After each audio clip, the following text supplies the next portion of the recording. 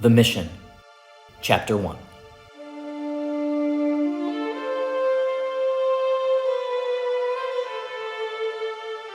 In this episode, a prodigal son returns home with the expectation of being called back into his family affairs. But instead, he finds himself recruited for a much different, more secretive mission. Our story begins in olden times. In the almanac of a new nation, the year is 1850. The midday sun illuminates an endless forest bursting with color. It's the season of the fall in the West Woods. Emerald green pine trees are contrasted against a backdrop of foliage, shining in bright reds, radiant oranges, and golden yellows. Through this kaleidoscope of color winds an old locomotive train, chugging along a narrow track through the woods. There's the hulking metal steam engine at its front, pushing forward fast as its smokestack spews bubbles of black smoke. It pulls a line of royal passenger cars behind it, all first-class seats, except for the last car on the line, just a plain boxcar for the luggage. It's here where we find our main character, a rugged man standing at the edge of the boxcar's open bay door and taking in the beautiful view of the vibrant forest as the speeding train thrusts itself towards its next destination, the village of Bristol, Connecticut. The rugged man in the boxcar wears a heavy coat trimmed with the fur of a buffalo hide. His skin is parched from too much sun, his hair is dirty and matted against a wide-brimmed hat, and his hands are calloused from long expeditions through rough and untamed territories.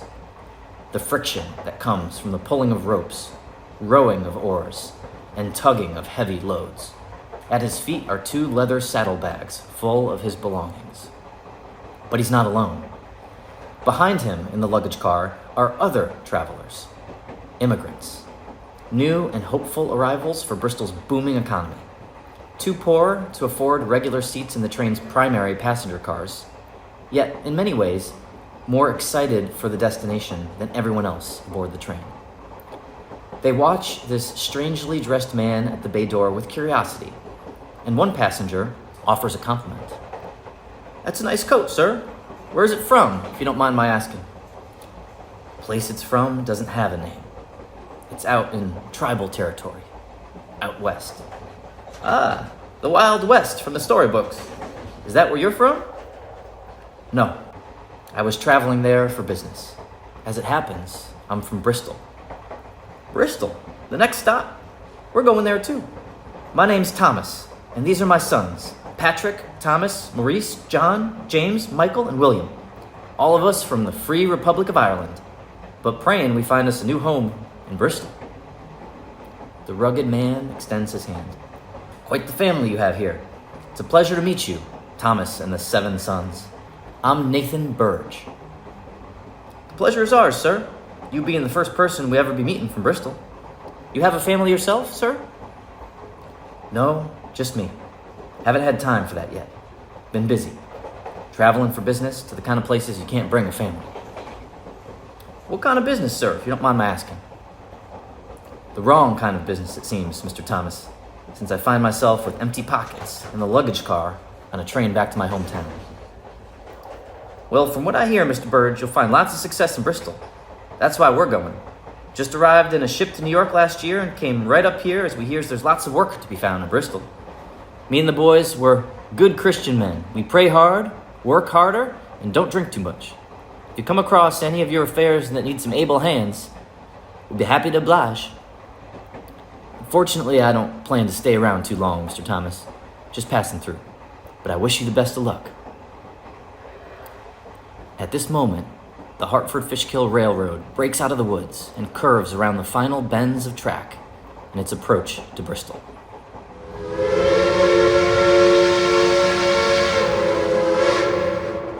The scenery changes from the chaotic and colorful forest to the precise and orderly landscapes of human settlement. Farmhouses and fields, factories and warehouses, red brick buildings and tall church steeples. As the steam locomotive rolls to a stop at the Bristol train station, Nathan Birge hoists his saddlebags over his shoulders and dangerously leaps from the train, not even waiting for it to fully halt its forward movement. but shouting a last goodbye to his travel companions. Godspeed, Thomas and the 7 sons, vade vince.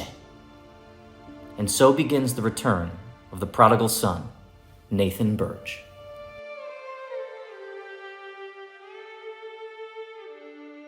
And many, many years later, at the end of his life, when Nathan passes from this world, the factories in Bristol will stop all work for the tolling of his funeral bells, and in his obituary they will write this: in many ways, he was one of the most important men in this busy town. But a conclusion like that is hard to see right now, especially for Nathan himself. The story of Nathan Birge, at this moment in time, is a story of wanderlust, of escape, of adventure. It's just not the story that his father had imagined for him. You see, Nathan was born on the Birge family farm in Bristol as the son of one of Bristol's most prominent businessmen, John Birge. Despite a privileged upbringing and automatic inclusion inside Bristol's small circles of influence, Nathan always turned his vision elsewhere, outward, to the next distant horizon. His father sent him to the prestigious Yale University, but Nathan dropped out due to unfortunate poor eyesight, which conveniently inhibited his academic progress, an excuse invented by him, of course, to escape the stuffy trappings of a school life. Unsatisfied with being a student, Nathan tried his hand at being a teacher. He found a job teaching upstate at the old Albany Academy, but soon became restless again, and twice more changed his careers. First by working at a law office without ever practicing law, then by trying his business skills at a dry goods firm in New York City, until one of the firm's partners died and the business folded. After 4 failed attempts to find a suitable profession, Nathan's father called him back home.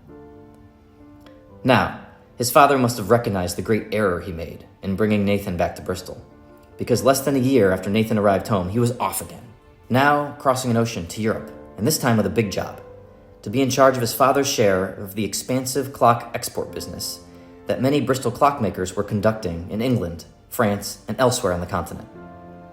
It was here, in Europe, where Nathan first developed his sense of salesmanship, where he honed his negotiation techniques, and where he absorbed the architecture, culture, and flavors of the old world.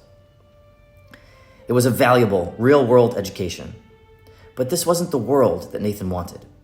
Selling clocks was easy and brought a nice profit in the foreign market, but it was the European lifestyle that Nathan couldn't just get accustomed to.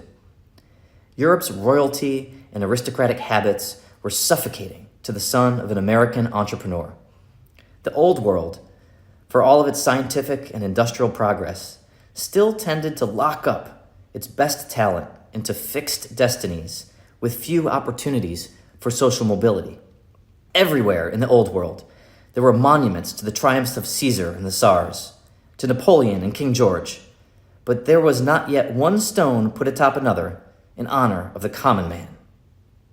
Nathan had this great desire to grow, to test himself, and the smooth cobblestones of the Parisian promenade were not the rock he dreamed of treading upon.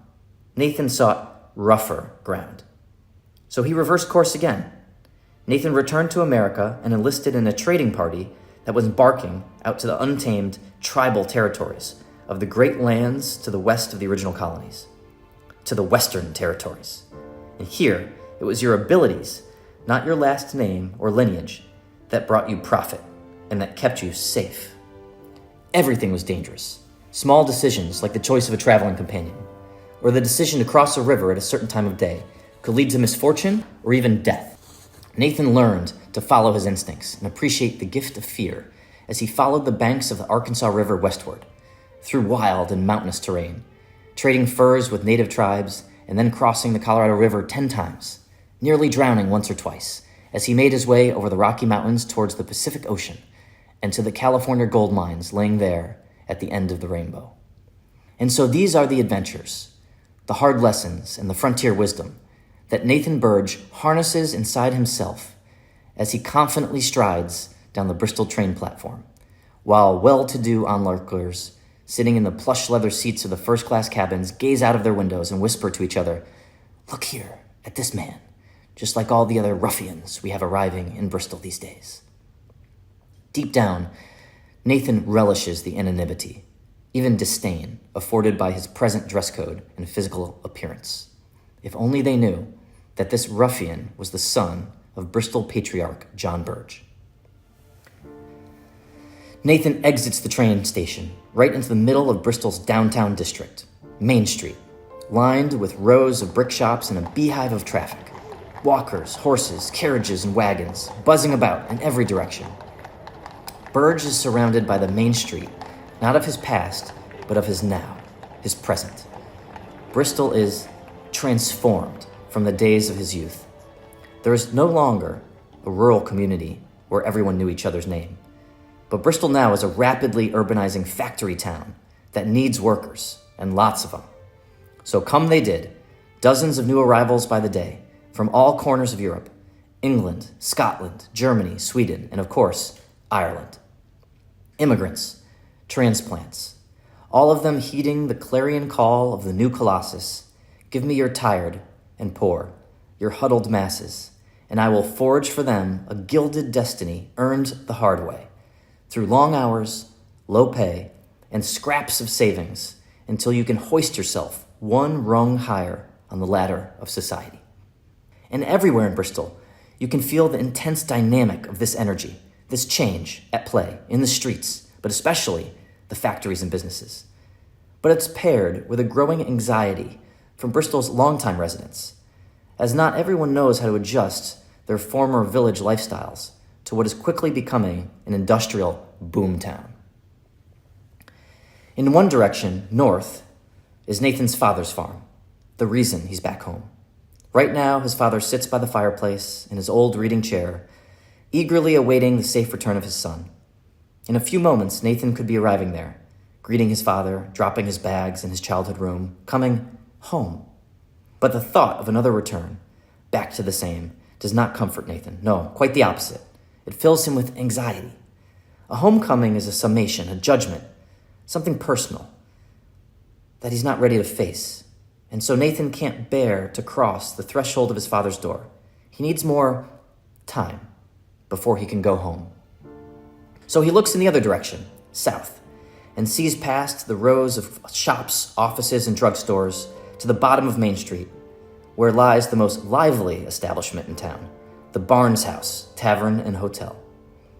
Moments later, Nathan is climbing the steps of its grand porch and immersing himself in the jubilant lights and sounds of the hotel's evening social scene. It's nearly sunset, but there's already an assortment of diners and drinkers, socializers and out-of-towners, all lounging, mixing and conversing throughout the hotel's parlor rooms. But it's a formal place, and more than a few suspicious side glances are given to this strange new arrival, wearing not the customary suit and cap, but animal fur and worn leather. Not a proper gentleman, no, a cowboy. So Nathan doesn't dwell in the lobby. He heads to the bar room and finds a private table in the corner. He throws his saddlebags over one chair and sits down to rest a bit. But he doesn't sit for long. From across the room, a well-dressed, bearded man with a big smile rushes over. "I can't believe my eyes. Is that Nathan Birge? You are home again. To what do we owe the pleasure of this visit?" "Newton Manross, my friend. How are you? Newly graduated from Yale, got the golden diploma just like you, my friend." "Oh, well, Newton, I never actually graduated, but I did attend." "Nonsense. What matters more, the diploma or the knowledge? Come, Nathan, let me buy you a drink." Newton grabs Nathan by the arm and leads him straight to the bar. "2 glasses. 2 deep pours of golden brandy." Newton raises a toast to old friends and reunions, 2 things that we can never get enough of in life. Cheers. Hear, hear. "All right, so out with it, Nathan. Where have you been? Did you find that gold? Is it over there in those saddlebags you got with you? Did you come back with sacks of gold and not even think to share a few nuggets with your old childhood friend?" "I only got nuggets of wisdom for you, Newton. No gold. The Great American Gold Rush is really a Great American Gold Bust, a sideshow. There's no gold to be found, and even if you got lucky and dug out a few specks of it, the cost of buying all the tools and leasing the land was double or triple the cost of whatever gold you might find. The only people making money, it wasn't the gold diggers. No, it was the shovel sellers. They charge you more for a shovel and a pail than a wagon load full of gold. Inflation at its worst. So I broke out early and took an invitation off to head further west, across the ocean, to the Sandwich Islands. Gorgeous place, but also end of the line. Only you, Nathan. Only you would go all the way to the edge of the world before you'd come back to Bristol. Here's hoping you stay for a while. Not likely, Newt. Not much to keep me here. And your father? He can't keep his businesses going forever, and you're his only son. Gonna need somebody to take it all over. He's gonna need you, Nathan. And don't worry, it's not such a bad thing. I've been working in the Manross family clock business since I was just a tyke. Now I'm using your playbook. Finished with Yale and off to Europe, pursuing a PhD at the best university in Germany. Tell me, what's it like, Nathan, over there in Europe? It's a different world, Newton. The cities, the people, everything is just intricate, complicated. I didn't have much of a taste for it, you know? I prefer the wilder places. Can't get much wilder than the places you've been, Nathan. Oh, look here who just arrived. Every clockmaker's main competitor. Newton directs Nathan's attention to the parlor entrance, where an old, well-dressed man arrives with a very young and beautiful woman on his arm. It's Samuel Terry, relative of the famous Eli Terry of the Porter contract. Years ago, he moved to Bristol to leverage the experience and knowledge he obtained from assisting his family's clockmaking enterprises in Plymouth. By tapping into Bristol's larger labor force and abundant pool of investors, Samuel founded the most successful clock business in the area and significantly expanded Bristol's clockmaking economy of cooperative suppliers and jealous competitors. But Nathan's eye isn't on Samuel. It's on the young woman hanging from his arm. Is that Addie? Indeed, Adeline Smith, granddaughter of Samuel Terry. You two grew up together, didn't you? That's right, but that was a long time ago. She was just a girl. Well, Nathan, she's all grown up now, ain't she? Grown into quite the catch, and still yet to choose the hand of a husband. But good luck with that one. She's known to be quite a viper. Doubt she'll remember you, or even recognize you, given your present fashion statement. And so Newton's theory is tested. Adeline's composure, as she arrives, is that of boredom and disinterest. She's just accompanying her grandfather, out of politeness and obligation, to a hotel dinner and its circus of local business notables. And as one might expect, the first person in the room who rushes to greet Samuel is a politician by the name of Silas Gridley. Mr. Terry, I was hoping you'd make the pleasure of an appearance tonight. There are many troubling developments these days, and as you know, the American Party is ready to represent the true politics of this town. I'm hoping a man of your stature could join my crusade against the bog-trotters and criminals arriving here every day. But before Samuel can even collect a response, Adeline steps out of her place and into the discussion. Oh, Silas Gridley, you wily politician. We came here to talk business tonight, not politics.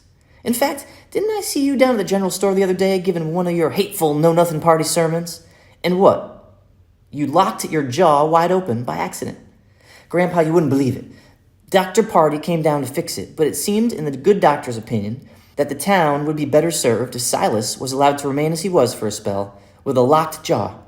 Whereupon, Silas, you became so infuriated that your jaw slipped back into place. Isn't that right? Miss Smith, how lucky to have you, and your charming observations as part of our group tonight. The rules of decorum and politeness would have compelled Samuel Terry to curtail his granddaughter's assertive behavior. But instead, Samuel just snickers to himself.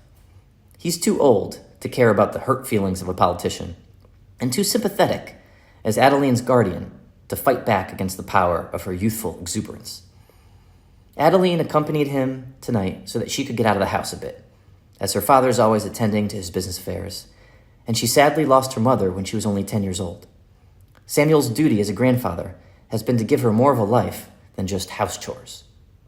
Samuel and Adeline are shown to their seats at the business round table, but before she can sit, her face instantly alights as she catches a familiar figure on the other end of the room and politely excuses herself to rush over to the corner table and its two impressionable characters. Nathan, you're back! Addie, look at you.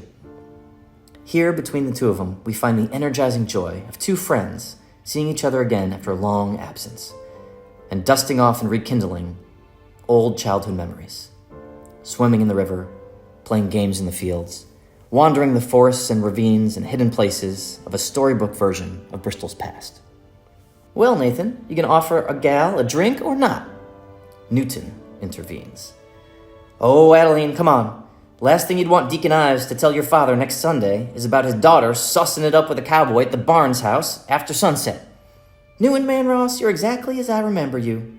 No fun. I hear you're headed to Europe. I'm sure you'll find some no-fun ladies over there. My love life is not your concern, Adeline. For something to be a concern, Newton, it has to actually exist. Could I at least oblige you, Nathan, to accompany me for a short walk to get some fresh air on the porch? I've just arrived, but it's already too stuffy in here. And so, for the second time this evening, Nathan is grabbed by the arm and led off. Out of the privacy of his corner table and into the public grandstand that is the porch of the Barnes Hotel. It's sunset, and a soft yellow light illuminates the evening. Tell me all of your exciting stories, Nathan. All of them right now at once. I have to get it all in before you disappear again. Nothing to tell, Addie. Oh, come on now, look at this. Beautiful coat here. What is this, a goat? Buffalo hide, from a friend in the Colorado territory. That's right, I heard you were trading furs out there with the caravans of the Wild West. What's it like out there? Dangerous. You wouldn't believe how big those Rocky Mountains are. Make these little hills in Bristol look like nothing but anthills. In California? Went to find gold. Didn't find it. And how about those pretty islands you saw? Did you find yourself a sandcastle out there? Paradise there, Addie. Paradise. But you know me. I would have gone further, but couldn't find a ship to take me there.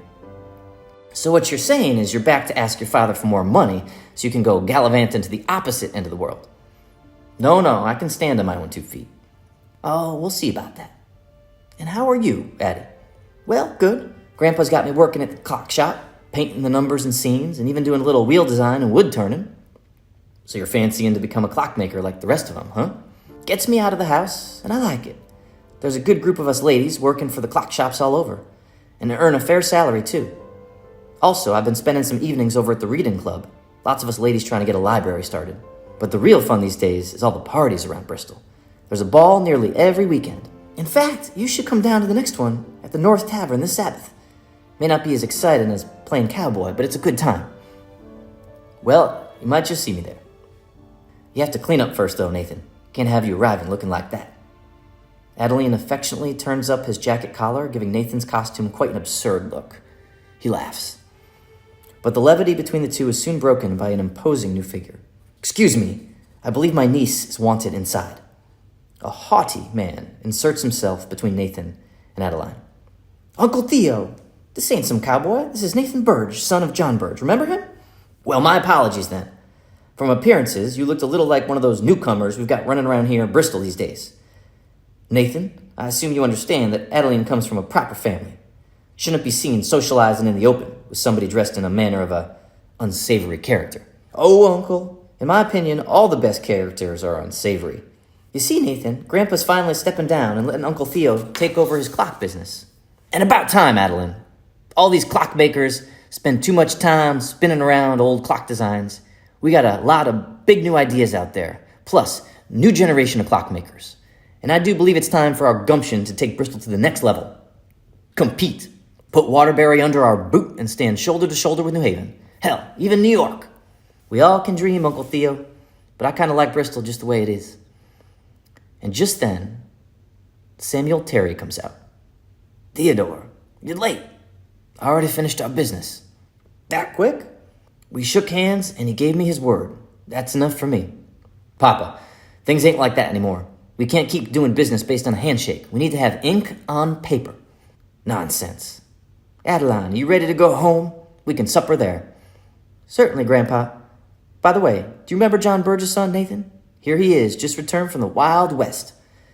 Ah, yes, the prodigal son. Welcome home, Nathan. Hope you stay this time. And if your father ever wants to chat, tell him to stop by my house anytime. So as Adeline and Samuel descend the steps of the Barnes house to begin their walk home, a small group of businessmen come out of the parlor to wave goodbye. Among them, Theo, Silas, and Newton. And it's in this moment that an incident occurs. It just so happens that on the dirt roadway in front of the Barnes house, a horse is pulling a wagon full of chopped firewood with a young boy atop the wagon's bench holding the reins. When suddenly, the horse becomes wild. It revolts against its driver and starts violently bucking, kicking and thrashing in all directions, hurling itself in a chaotic and dangerous circle. This deadly one-ring circus draws the attention of everyone on the porch. Here, a few feet in front of them all, a wild tempest. A boy trapped on a spinning wagon, bucked round and round, left and right by a raging horse. So what would you do if you were one of the bystanders on the porch? What could you do when faced with such a perilous circumstance? Do you throw yourself into the raging river rapids to save someone from drowning when there's a near certain chance that you would drown too? Each character on the porch reacts differently to the situation. Adeline acts first. She pulls her grandfather Samuel back onto the porch to safety. Then Newton cries out to the boy, "Come on, son, get off it!" beckoning him to jump off the wagon, but to no avail, as the boy is paralyzed by fear. Theodore Terry amuses himself with the scene as if it's a theater production. He laughs and hollers at the boy to ride him into the dirt, like some rodeo contestant. And Silas, the politician, well, he scowls at the affair, secretly hoping for disaster. Maybe the horse breaks its leg or the boy his skull. In both cases, it's one less mouth to feed in this overcrowded town. But it's Nathan who takes firm action. He leaps over the banister of the porch and into the center of the street.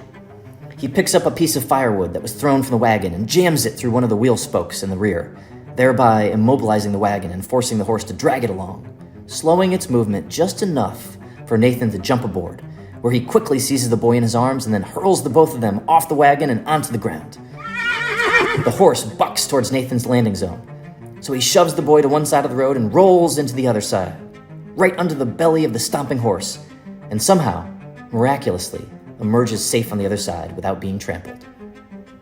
"Get me a rope!" Newton grabs one hanging on a nearby hitching post and tosses it to Nathan, who loops it around the horse's neck and yanks it fiercely in a saw-like motion, left, right, to throw the animal off balance, compel it into a controlled position, and finally, calm the horse down and tie it to a nearby tree. There's a sharp applause, but Nathan isn't the one to take a bow. He just dusts himself off.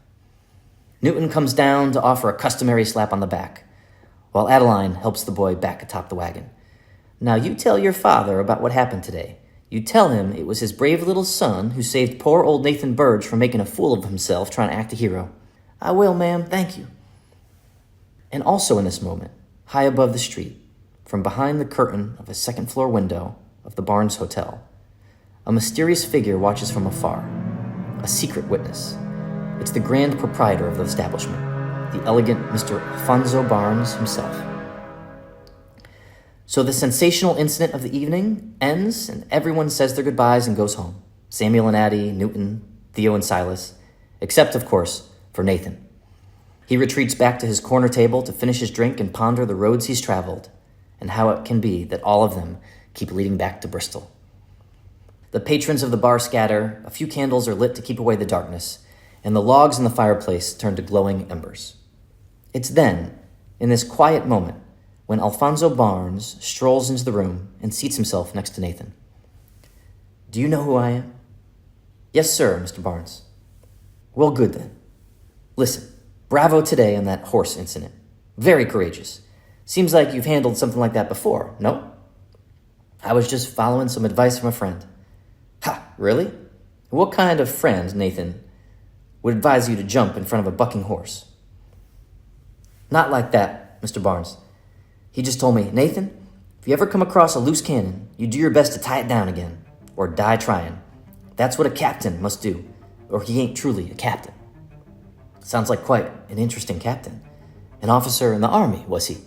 "No, a sea captain. You see, I took a ship from California to the Pacific Islands, and during the journey, I had the pleasure of keeping company with the captain of the ship. This was a man descended from Poseidon himself, who did battle with the famous pirate Captain Morgan, the buccaneer scourge of the Caribbean. But the captain tells me there's only one thing he fears the most on all the seven seas. A danger worse than a typhoon or fire. It's a loose cannon. You see, when the carriage of a 2-ton cannon breaks loose from its attachments in the underdeck of a ship, it becomes like a battering ram, rolling like a steam engine across the deck, punching holes in the sides of the ship with each rocking wave. And any sailor that tries to grab it better be more than quick. He better be lucky, because most sailors who try get crushed to bits. But it's got to be done, and someone's got to do it. Until that loose cannon gets tied down, that ship is doomed. So the captain, he told me like that. 'Nathan, you take your chances. You tie down that cannon.'" Ha! What a story, Nathan. I can see how a loose cannon can sink a ship, But what is one bucking horse really going to do? Knock down this hotel? Crush the whole town? Well, Mr. Barnes, I suppose it depends on the size of the kick, doesn't it? Alfonso laughs, but also considers the wisdom in Nathan's reply. There were two problems with a bucking horse: the horse itself and the common assumptions about the destructive power of its kick. If you get the first part wrong, it's no big mistake. A bucking horse will eventually exhaust itself. But if you get the second part wrong, your assumptions of the danger, of the power of this particular horse's kick, well, then you can find yourself at the bottom of the water. We've never witnessed a horse that could destroy a whole town with one kick. But that doesn't mean there isn't a horse out there somewhere that holds this special power, does it? You have quite a quiver of stories, Nathan. I'd like to hear more. Hear them all. But it's late and we best get you home to see your father. Shall I arrange for a ride? Many thanks, Mr. Barnes, but I'm not expecting to call upon my father right away. I have a few other affairs to settle in town first. And I've yet to finish this drink your bartender graciously poured. Of course. Well, Mr. Birge, you've at least earned yourself a drink on the house. If you need anything, you let me know. Most kind, sir. Thank you. As the sun sets and the street lanterns alight, Nathan relishes the peaceful anonymity of lingering in the corner of a bar long after closing time. But Bristol's a small town. Nathan may think he's hiding out from his father, but his father certainly isn't hiding out from him. And now a horse-drawn carriage speeds down Main Street and snuffs to a halt in front of the Barnes house. Out of the carriage steps a familiar character, John Birge, but this time much older than we remember him, gray-haired and a little bit slower in his walk.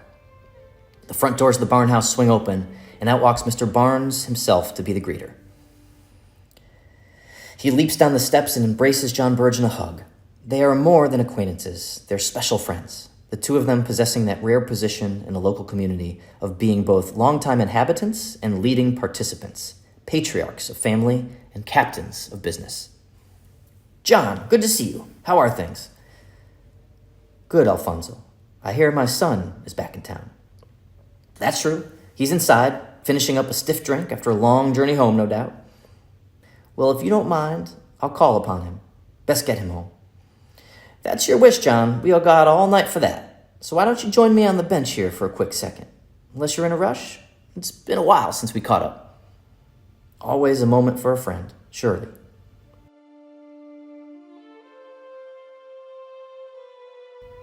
And so the two old patriarchs share a seat on the porch just as Bristol's twilight hour arrives and its streets finally empty themselves of the business of the day.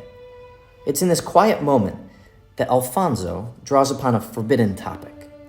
He leans in close to John and nearly whispers, John, I have a concern, an observation, and I hope you'll reflect upon. I know that you and your group made a selection, a candidate to be the next leader of this special mission of ours. Newton, yes, he's a good man, smart, patient, and capable of learning all the skill sets of the industry. Newton, yes, a man, Ross. A good choice, certainly, John. And I understand a significant amount of investment has been made to prepare him for the job. Apprenticeships and academics. He's off to Europe now, University of Gothenburg. A superb choice for education. World class. And so you must understand, John, since all of us are dedicated to this project, it's in all of our interest to ensure that this mission, this investment, is properly managed. And as a stakeholder myself, I believe that we shouldn't put all of our eggs in one basket. We should make preparations for someone else, an alternative candidate, just in case unforeseen events make Newton unable to finish what we started. Alfonso, but we've already invested so much in Newton. We can't go back to everyone again with our hat in our hand. You must understand the politics here. There must be one, and only one, to lead the mission, and all of us must be united behind him. Once you introduce an alternative choice, you'll create divisions. Not immediately, but the poison seed will be planted and take root over time. We've already seen this among the congregations here. A flock cannot have two pastors. We cannot weaken Newton's candidacy by supporting a second choice, even if that person is qualified. Qualified, exactly. And that's the point, John. Newton is to be trained for exactly the specialty that he needs. That's the plan, and it's a good plan. I have no doubt he'll get the best book education in all the world.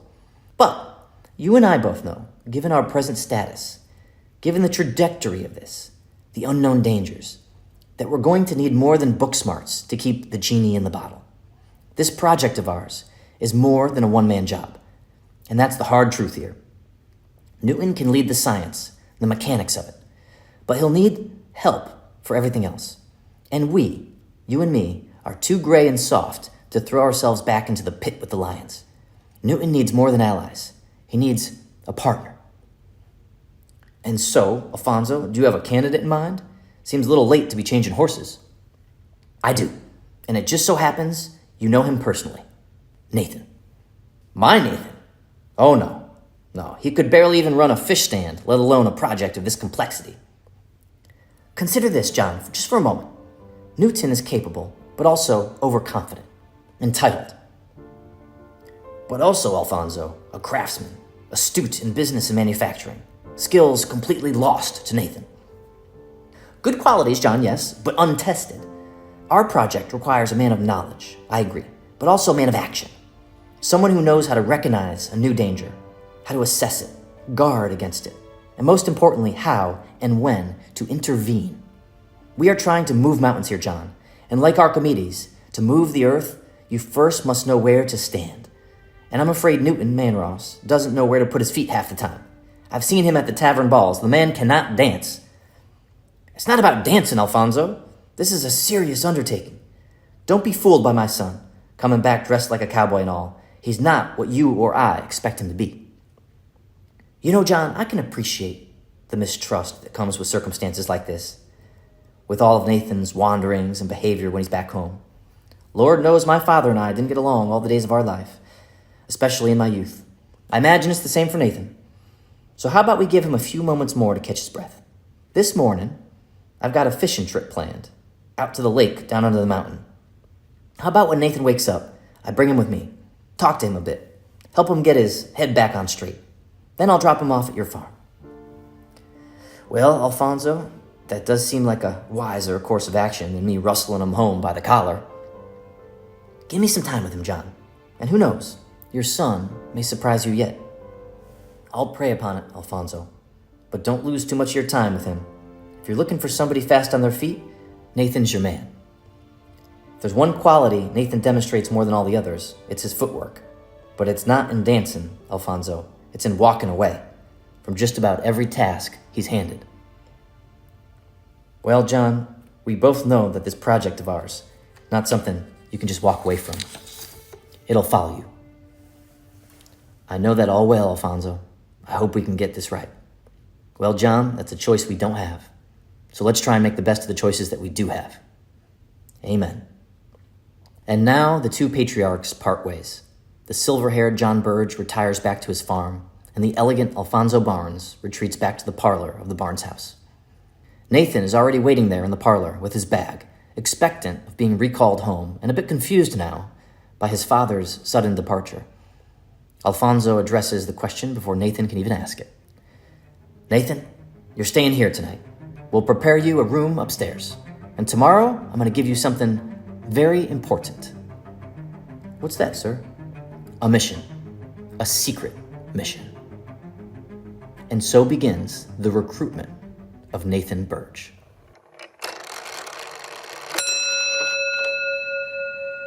To be continued in the next chapter of The Mission.